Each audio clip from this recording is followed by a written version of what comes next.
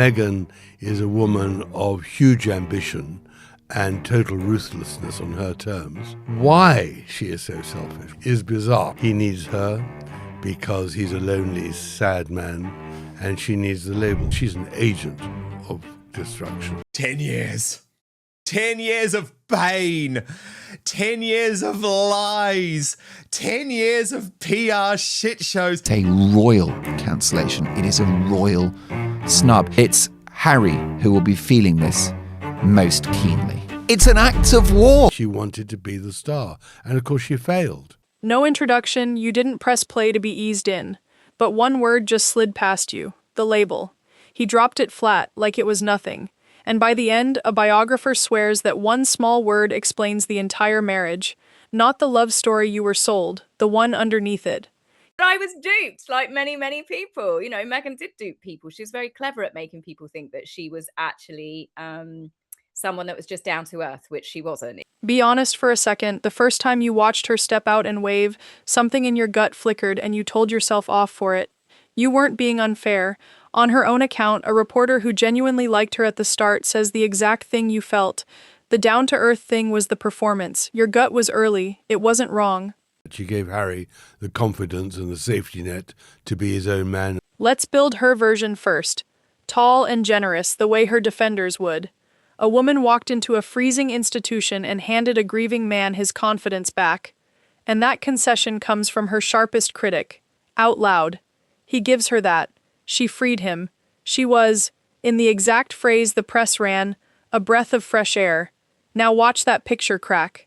She really is an actress. And then from that point, I think once you start to have the wool pulled from your eyes. Here's the turn, one sentence. A breath of fresh air doesn't need 3 straight years of headlines defending it. A story only needs that when it won't hold on its own. And notice who noticed first. Not a tabloid, not an internet account. It was the family. The ones who most wanted it to work. That Harry hadn't even met the guy. He hadn't even spoken to him properly. Yeah, that was a massive red flag, wasn't it? When he went in for a radio interview as well, and he turned around and said that they were going to be the family that she never had. So it was very apparent that Meghan was telling lies, that she was like an orphan Annie. Receipt 1. Her father, the one that broke it open for a lot of you. Not the estrangement, everyone's tired of that. The timing. A man told the world he'd walk his daughter down the aisle. And the groom, on this account, had never once met him. You marry into a family, and you never met the father. Sit with that. Her father, who is a good man, and she treated appallingly, told me of this instance when she was 5 years old, and he was a very successful lighting director in Hollywood, and he took her down the red carpet on some opening night, and she said, "Daddy, I want to do this. I want to be the star." And that was it. She wanted to be the star, and of course she failed. Now the biographer tells a story. He says the father told him directly, a girl of 5 on a red carpet, and the line, "I want to be the star," the plant from the cold open, landing early, the label, the star. 2 words, 20 years apart, one hunger. He says she failed on her own terms. Underline failed. We come back to it. Third low light for me, Tash, was the bullying. And it was first called out by Catherine, the Princess of Wales. Receipt 2. The bullying claims, and notice who's said to have raised them first. Not a columnist, not an enemy chasing a byline. On this reporting, it was the future Princess of Wales, quietly, about staff they shared. Not a feud you can spin into 2 divas at dawn. The sister-in-law across the corridor, saying softly, "Something is wrong." How many complaints there have been? How many? I mean, there is, it's not 1 or 2 people she has bullied. She has been horrific to people in the royal family since departing the royal family. We even know from Archwell staff, those that were brave enough to speak to, I think it was it Vanity Fair?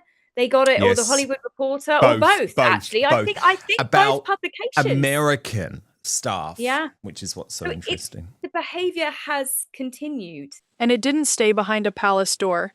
The claim here is that complaints followed her, that even staff on her own American foundation are said to describe the same pattern. Hear what I'm doing. I am not asserting that as fact. I'm telling you named people put it on record. That line, what I claim versus what they claimed, is the whole video. that they really have a huge financial problem because their lifestyle costs them a minimum after tax of £3 million a year.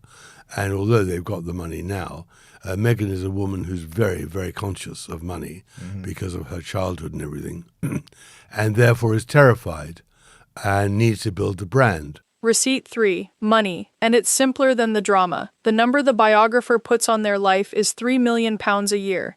After tax. 3 million. Say it slowly because it's not a scandal by itself. Plenty of people burn that. It becomes one when you look at the single thing that was supposed to keep paying for it. The Netflix deal was obviously lucrative, hugely lucrative, and it went wrong because they have nothing to offer. The problem with Meghan and Harry is that they're a one-horse race. Because the machine that funded the mansion sold one product, their story, the leaving, the grievance. And on his reading, the second that story was told, the tank was empty. A one-horse race, he calls it. The deals were golden right up to the moment the horse stopped running. Watch how bored he sounds. A man who called it years ago. Made the jam in her own kitchen with Lilibet, her daughter, standing next to her, saying beautiful, and then bottled each jar with loving care. Well, not a bit of it, of course. It was made in a factory in Illinois, 1,500 miles from California. It's not jam, it's spread because it's so thin. Receipt 4. I'll let the absurdity carry it. The jam. Picked in her garden, made in her kitchen, bottled with her own loving hands. Except, on his account, made in a factory in Illinois, 1,500 miles from that garden. And it isn't even jam, he says. It's spread. Because it's thin. I have nothing to add. He did the adding. So she very successfully put out a story that they sold 27 million jars of this stuff. Well, I rang Waitrose to see how many jars they sell of their jam, and it's not 27 million. And then the number. 27 million jars, the story went. So he did the least glamorous thing in journalism. He phoned Waitrose and asked how much jam they actually shipped. Nowhere near 27 million. And that's the whole thing in miniature. It's never the lie about the big, important thing that catches them. It's the lie about the jam. You described Harry's Invictus Games as the Meghan Games. Yeah. Why is that? Well, I was quite surprised. I mean, the idea and the execution of Invictus Games is terrific. I mean, these are men and women who've sacrificed life and limb in many ways for their country. And they're being rewarded and being glorified, and rightly so, and being given an opportunity with their families at the Invictus Games of competing and being part of the Invictus family. It's a great idea, and it's wonderful. But I went to Vancouver to watch the last games, and with believing it would be a wonderful experience, and I thought it was a rather unhappy experience. Receipt 5. It earned a nickname. He calls them the Meghan Games. And pay attention to why. Because it's not a swipe at the competitors. He calls those men and women heroes, no hesitation, and means it. The games are a great idea, he says. The nickname is about something else. It's about where the cameras were actually pointing. The kiss which she gave Harry in the front of everyone in that stadium was so contrived. I watched it and thought, there she is, the great actress, or the bad actress, whichever way you take it. And she loved the performance. And even he was surprised by it. The kiss. Front of the stadium, the whole crowd watching. He calls it contrived, the great actress, or the bad actress, depending how you take it. And here's the reframe. When she flew home mid-event for a work crisis, the coverage didn't stay with the athletes. It followed her out. The soldiers were never the show. They were the set. There are no spectators. No one comes to watch them, except the opening day and the closing day. And the detail that finished it for me, the stands. He turns up expecting a stadium and finds, on his telling, rows of empty seats and cheers piped in. Let that sit. That's the whole brand in one frame. A packed shot, an empty room. Now hold all 5 receipts at once. One scandal is a story, but 5 that rhyme is a template. Samantha Markle, her half-sister, predicted before the wedding that Meghan would break up the family, just as she'd broken up her own family. Because none of this was new. Before the wedding, before a single headline, her own half-sister is quoted predicting this, that she'd marry in and break the family. As, the claim goes, she'd broken her own. And I'll be careful. I am not endorsing a word of that. I'm telling you it was said, on record, in advance. That's the part that unsettles me. Ingrid Stewart, I think it was, she turned around and said that this is going to go badly, that she's going to marry into the family and she's going to be out of there with Harry, with the kids, with her bags of gold. And she was right. She was spot on. And the half-sister wasn't alone. A veteran royal writer is quoted saying the same in gentler clothes. She'd leave with the children and, quote, bags of gold. People chuckled at the phrase then. Then they watched a version of it happen. That's the miserable thing about a prophecy nobody wanted true. It doesn't require your belief to come due. If you look at her treatment of her own father, of her first husband, of many of her friends, she is quite ruthless in dropping and dumping people. The biographer stacks it plainly. The father, a first husband, friends, and on his account the same move every time. Get close, go quiet, then name them in public. Now, that's not a claim I'm making about her heart. I can't see anyone's heart, and neither can he. It's the pattern named people say they watched repeat. And a pattern doesn't marry anybody for love. A relationship based on a good business understanding. And so I'm not of those who think that they're about to in any way break up. I think that on the whole, he needs her because he's a lonely, sad man, and she needs the label. So here's where I level with you. Everything up to now, context. Because the question in the title was never why they fought. Anyone can sell you a fight. The question is why she married him at all. And the biographer's answer is one sentence long and he doesn't blink. Watch his face when he lands it. This is the whole video, arriving quietly.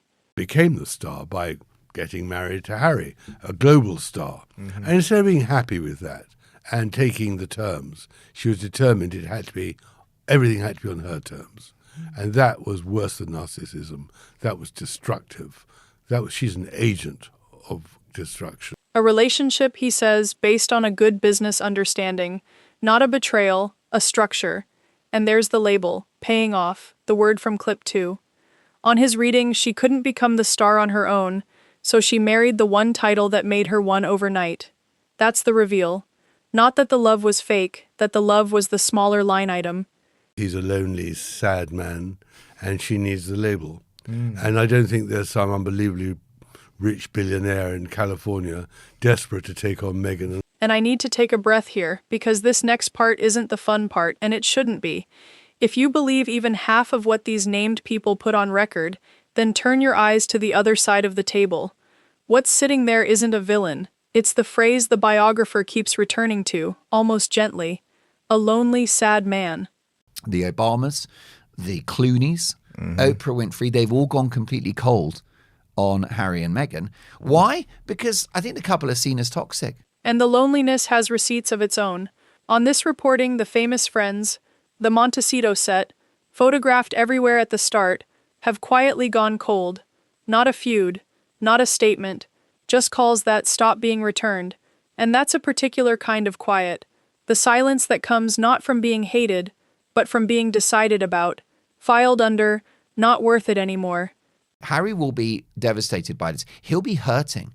Meghan couldn't care less.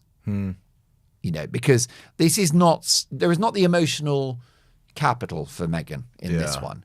Harry's desperate to get back to England, desperate to get back to his family. He misses his old life. And the ache underneath it on this telling is embarrassingly simple. He misses home. The man who left, loudly on Oprah in a book, is now described as desperate to get back inside the family he burned down behind him. Say whatever you want about how he got here. That is a sad sentence. Read it twice and try not to feel anything.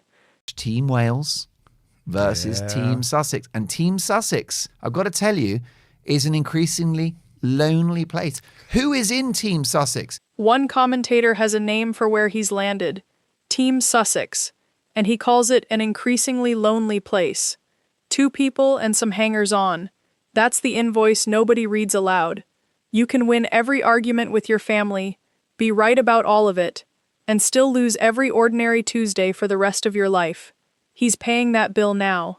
That Harry was shocked by Andrew's downfall and his loss of titles. Do you think Harry's worried that once William gets to be king, he's going to have his title stripped and his kids' titles too? And while all of this was playing out, a second clock was ticking, and it makes the marriage look small. The titles. Here's what's said to have genuinely rattled Harry, watching his own uncle stripped of his, and realizing, cold, that the same pen could come for him, and, on this account, for his children too. That's not a marriage story anymore. That's a countdown. Everyone said that Andrew could not be stripped of his titles without an act of parliament and all sorts of procedures across the whole Commonwealth. But in fact, they just fudged the constitution. Everyone swore it couldn't be done, not without an act of parliament, procedures across the Commonwealth, years. And then, on the biographer's telling, they simply did it. A workaround, a signature, done by tea time. And that rewrites the maths for Harry. Because if a royal title can be lifted with a pen once, the word impossible just retired. It can be lifted twice. But once William becomes king, he'll remove the problem completely by removing the Duke and Duchess of Sussex title and also Harry's Prince title and the children's title. So here's the prediction, straight from the source, not from me. Charles won't do it, he's softer than that. But when William is king, the claim goes, he removes the problem completely. The Sussex titles, the Prince, and the children's, in the reported legal sense. I'm handing you their forecast, not my verdict. But listen to the certainty. A man reading a calendar. It's my prediction that William will be bold and he'll move on that. The problem William's got is with Charles being such a softie, it's a bigger job if when the king passes, Harry's back. William will be bold, the other one agrees, and move on it. And that's the storyline almost nobody is watching closely enough. Not the marriage, the map. Because the entire Sussex empire is built on top of two words, Duke, Duchess. And there's a very real version of the next reign where those two words simply stop existing. And everything built on them stops too. Meghan Markle is going to make a speech about the dangers of social media again, how toxic it is, how it can lead to misery and death. And what does she do? In the same week, she puts Lily on Instagram. Is it Lily's birthday? Is it Christmas? Is it Easter? What is the special occasion? The special occasion is Meghan's desperation. And while that map redraws, the performance never pauses. One commentator lays out the cleanest example, a speech about the dangers of putting children online, delivered, he notes, in the same days as the posting. And I'm keeping the kids out of this, the way even he does. They're children. The point was never them. It's the contradiction. Sermon and behavior, same week. All they could do, as they showed in this Australian tour, is moan about the royal family, moan about their victimhood, somehow try to look glamorous and royal. But it's got to have to come to an end. So let's lay the images down. A girl of 5 on a red carpet wanting to be the star. A jar of factory jam wearing a picture of a garden. A stadium of empty seats and borrowed cheers. A phone that stopped ringing in Montecito. And a wedding invitation that, this year, simply never came. Not a hit piece. The story laid flat. Peter Phillips and Harry have been very, very close for many years, going all the way back to 1997 when Diana passed. And he was sent to Balmoral to be an emotional minder, like a safeguarding figure for the boys. And they've been very close for the entirety of Harry's life. Here's a thing I'm just going to state and then leave alone. In 1997, when their mother died, a cousin was sent up to Balmoral to sit with 2 shattered boys. He was the safe one, the drinking buddy. 20 years of best man closeness. This year, that same cousin got married, and Harry wasn't invited. Peter has dumped Harry. It's the ultimate cancellation because it's a royal cancellation. It is a royal snub. It's mind-boggling that Harry wasn't invited. So here's the law I'll leave you with, and you can fight me in the comments. A title you marry into is a costume. You put it on, you take it off. But a title you have to keep setting people on fire to keep wearing? That stopped being a costume long ago. That's a bill. And on this account, it's coming due. They can't take it that somebody can criticize them, that someone can question them. And whenever she gives interviews, or he does, they always carefully choose the interviewer in the expectation that their version will be accepted uncritically. It goes wrong for her more recently than not. But they can't stand it that I am, in the end, the biographer, now 2 biographies. Betrayal is a #1 bestseller, sold all over the world, and tells the story they do not want told, which is the truth. And that's what they can't cope with. And the truth is that they really are a sad couple in many ways, desperate in many ways. So, the promise I made at the top, why she really married him, according to the man whose book started all this. Not for the palace, not for the fairy tale, for the label. To become the star that girl on the red carpet swore she'd be. He'd tell you the marriage was the vehicle, the stardom was the destination, everything else was mileage.